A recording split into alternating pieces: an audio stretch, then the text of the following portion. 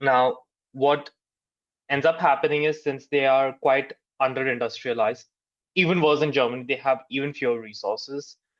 They're not able to really equip up army despite, and they have a lot of commitments, right? They have hundreds of thousands of soldiers in North Africa and in Greece, etc. And with the lack of men tending to the farms, the harvests have been poor. That I read somewhere that by early 1943, so this is around the time of the Battle of the Kasserine Pass, around that time, so it's late Feb. It was one of the ministers had told Mussolini that, or I think it was Giano, my bad, that he needs to cut the daily rationing. And for the adults, it would be slightly under, like for the adult males, now it is going to be slightly under 1,000 calories a day. So it's getting pretty bad, especially in the cities.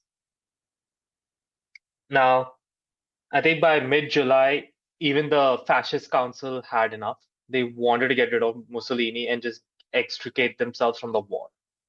Now, there are concerns. They don't know how the Germans will react, and they correctly guess that that's gonna be pretty violent, especially if they decide to take themselves out of the war. Now, what the main thing was they had to convince the king.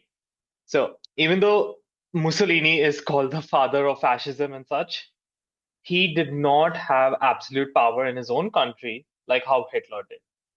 The king still had a lot of power, and King Victor Emmanuel III, who was the current reigning monarch, he was finally convinced as the United States Strategic Air Forces under General Dewey